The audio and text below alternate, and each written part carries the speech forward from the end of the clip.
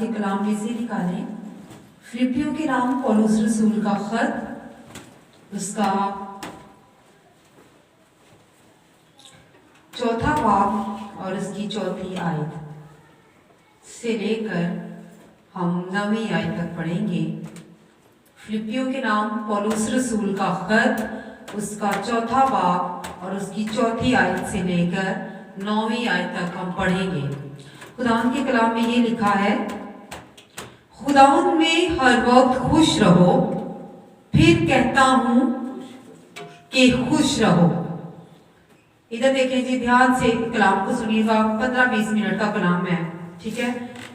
तुम्हारी नरम मिजाजी सब आदमियों पर जाहिर हो, खुदावंद करीब है, किसी बात की फिक्र ना करो, बल्कि हर एक बात में तुम्हारी दुर्खास्तें दुआ और मन्नत के वसीला से शुक्रगुजारी के साथ खुदा के सामने पेश की जाएं, तो खुदा का इत्मीनान जो बिल्कुल समझ से बाहर है तुम्हारे दिलों और ख्यालों को मसीह यीशु में महफूज रखेगा।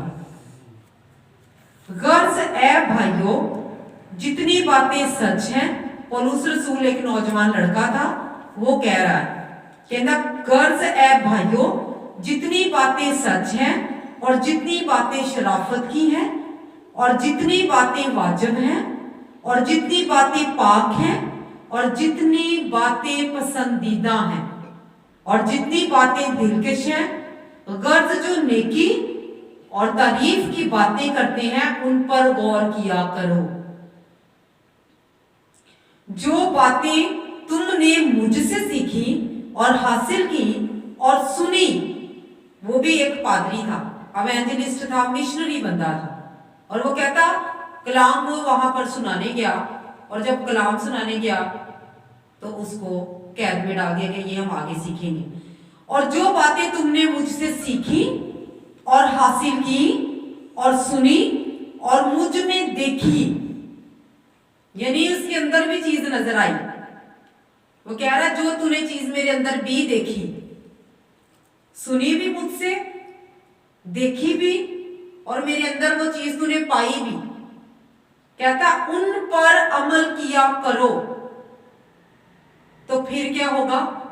तो खुदा जो इत्मीनान का चश्मा है तुम्हारे साथ रहेगा। हालेलुया, खुदावंद की शुक्रगुजारी हो। हम आज फिलिपियों के खत के बारे में देखेंगे। खत वो होता है जो पहले जमानों में चिट्ठी लिखा करते थे। टेलीफोन नहीं होते थे, मोबाइल फोन नहीं होते थे, टेक्स्ट मैसेजिंग इस तरह जो आम हो रही है तब नहीं थी। मैसेजेस यानी खतूत के जरिया से पैगाम पहुंचाया जाता था। शादियों पर इनवाइट किया जाता था तो खत लिखे जाते थे। किसी को कोई कपल है तो वो एक दूसरे को अपना पैगाम खत के जरिए से पहुंचाते थे, ठीक है। पौलुस रसूल ने भी एक लेटर लिखा एक कलीसिया को। एक शहर में उसने एक लेटर लिखा, खत लिखा, और उस खत में वो क्या कहता है पौलुस रसूल के बारे में देखेंगे कि ये एक नौजवान लड़का था और ये मसीहों को तंग करता था। ये खिदमत में नहीं था, ये मसीहों को तंग करता था। और कहते हैं मुझे पौलुस रसूल बहुत पसंद है, बहुत पसंद नौजवान, ये मुझे बहुत पसंद है। ये नौजवान दिखने में खूबसूरत नहीं था। इसकी नोज कहते हैं तोते की जैसी थी, आंखें मोटी मोटी बाहर को निकली, कद का छोटा था, सर का गंजा था, घुटने उसके टेढ़े थे, और वो दिखने में खूबसूरत नहीं था। लेकिन क्या हुआ, ये मसीहों को तंग करता था, टेंट बनाता था, और है बहुत इंटेलिजेंट, बहुत एजुकेटेड था, ये पढ़ा लिखा था।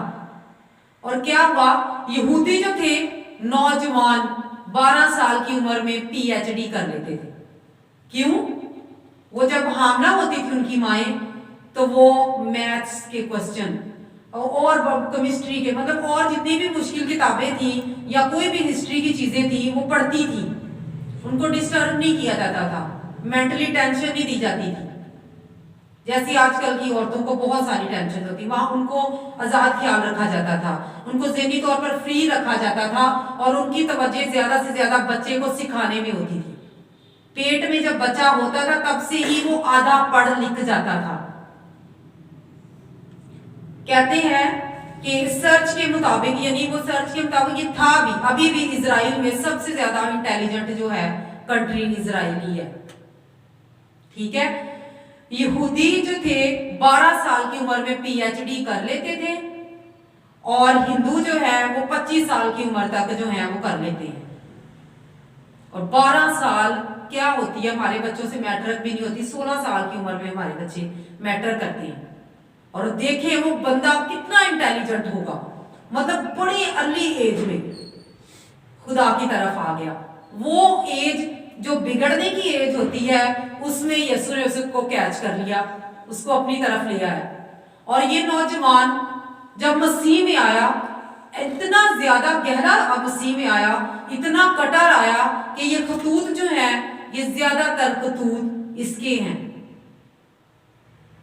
और ये लेटर लिखे। और इतना तशद्दुद उस पर होता था, उस नौजवान पे इतना जुल्म होता था, लेकिन वो बाज नहीं आता था।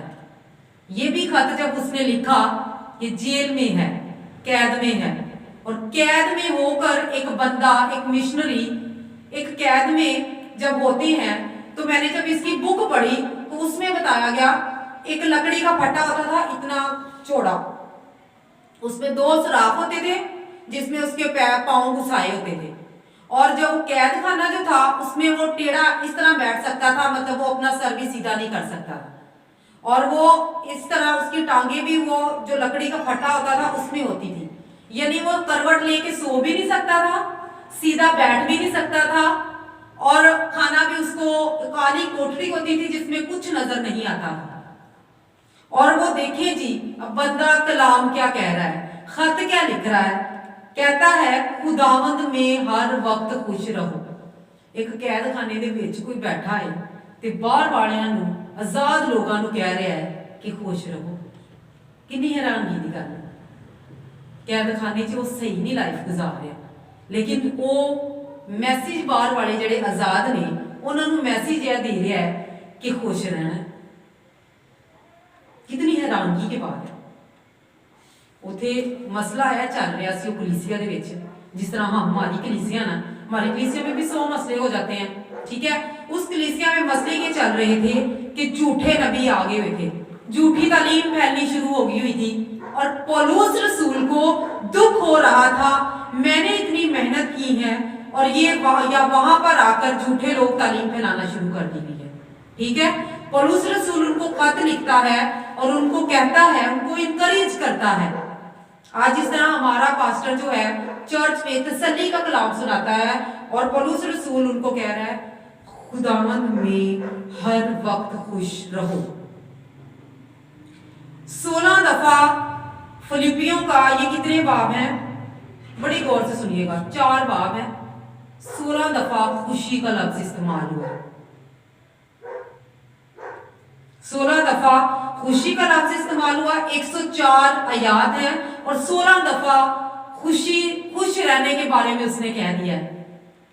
एक बंदा कह रहा है फिर कहता हूं, एक दफा नहीं उसने कहा, पहले कहता है खुदावंद में हर टाइम खुश रहना है, फिर कहता है फिर कहता हूं, यानी वो इंसिस्ट कर रहा है कि फिर कहता हूं कि खुश रहो, किसी बात की फिक्र ना करो। वो कहता है तुम्हारी दरखास्तें और मन्नत के वसीला से शुक्रगुजारी के साथ खुदावंद के हुजूर पेश की जाएं, खुशी दे नाल ताड़ियां दरखास्तां मुनाजातां खुशी दे नाल पेश कीतियां जाण। और वो खुशी का यहां पर जो लफ्ज इस्तेमाल हुआ है जॉय, और जॉय का लफ्ज जो है उसका मतलब है कंफर्ट, कंफर्ट जोन में चले जाना, तसल्ली मिल जानी, इत्मीनान मिल जाना, ऐसी तसल्ली जिहड़ी सानू कोई नहीं दे सकता। Comfort, satisfaction. बाज़ असी दूसरे कह रहे होंगे कि हाँ असी खुश हैं, सानू कोई परेशानी नहीं, लेकिन अंदर ही अंदर साढ़े अंदर सैटिस्फैक्शन नहीं होंगी, साढ़े अंदर एक जंग चल रही होंगी जिहदे नाल असीं लड़ रहे होंगे। पौलुस रसूल कहता है, वही लफ्ज़ वो खुशी के लिए इस्तेमाल करता है और कहता है कि ताड़े अंदर खुशी आ जाए, यानी कंफर्ट आ जाए, सैटिस्फैक्शन आ जाए। लफ्ज़ केड़ा इस्तेमाल कर रहा है शुरू च ही वेखो, बड़ी शुक्रगुजारियां ते असीं कलाम सुनिया है, बड़ियां इबादतां ते असीं कलाम सुनिया है, शुरू च एक लफ्ज़ इस्तेमाल कर रहा है, कहता है खुदावंद में हर वक्त खुश रह। खुदावंद में ते खुश रहने का मतलब है कंफर्ट, सैटिस्फैक्शन किदे विच? यीशु मसीह दे विच। जब यीशु मसीह में हम आ जाएंगे, यीशु मसीह में खुश हो जाएंगे, तो सैटिस्फैक्शन आ जाएगी, कंफर्ट हमारे अंदर आ जाएगी। और फिर वो कहता है शादमान रहो, खुश, रिजॉयस इसके लिए लफ्ज इस्तेमाल हुआ है। और रिजॉयस का मतलब है अब्दी शादमानी, ऐसी शादमानी जो कभी ना खत्म होने वाली हो, ऐसी शादमानी जिहड़ी तुसी कार च खाण नूं भी नहीं है, घर में 100 मसले हैं, लेकिन ऐसी खुशी है जो आपको मसीह में क्या कर रही है? खुश रख रही है। ऐसी खुशी जो मसीह में हमें खुश कर रही है। और इसका मतलब है मुसरत, खुशी का वक्त, सुकून मिलना, खिल उठना। कितने मतलब में? और हम समझते हैं कि शायद खुशी, खुश का मतलब है बस इंज करो, स्माइल, स्माइली फेस, अगले को हंस के दिखाओ। खुश रहने के कितने मतलब ने? खुश रहने का भी मतलब है अपने गम का इजहार करना। असीं कहते नहीं, जो किसी नाल असीं शेयरिंग कर ली, गुबार निकल जाता, साडा सुकून मिल जाता है। वो खुशी है जिहड़ी मसीह यीशु नाल असीं शेयरिंग करन नाल सुकून महसूस करनी। वो कहता है खिल उठना, एहसास भला करना, मुसरत, इंतहाई खुशी, फख्र करना, यानी मसीह में हमने खुश रहना है। हम खानेवाद में रहते हैं, शांति नगर, और क्या हुआ कि मेरे मासो जो हैं वो डेरे पे रहते हैं, ठीक है, उनके जानवर वगैरह काफ़ी हैं, ठीक है, और काफ़ी ज़्यादा वो 5-6 बहन भाई, काफ़ी हवेली सी या बड़ी सी, उसमें वो सारे बहन भाई रहते हैं। उनके काफ़ी जानवर थे और काफ़ी अच्छा खूबसूरत जानवर। हम थोड़े दिन पहले उनके घर से होके आए तो काफ़ी अच्छा बड़ा जानवर था जिसे उन्होंने बेचने के लिए लगाया था। तो कोई ईद थी, उस पर लगाया था बेचने के लिए। तो जब हम 2 दिन बाद आए तो वो जानवर मर गया। तो उन्होंने ना 2 दिन बाद एक देग शुक्रगुजारी की इबादत रखी। तो हमने कहा हो सकता है कोई जानवर बिक गया हो सकता है अच्छी उनकी कमाई होगी हो, या हो सकता है वो बातें बड़ी करवाते थे।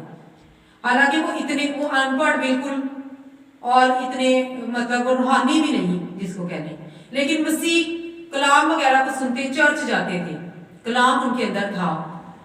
जब हम उधर गए तो जब हमने वहां पर देखा कि शुक्रगुजारी की इबादत, मुझे कलाम के लिए उन्होंने बोला कि आपने कलाम सुनाना है।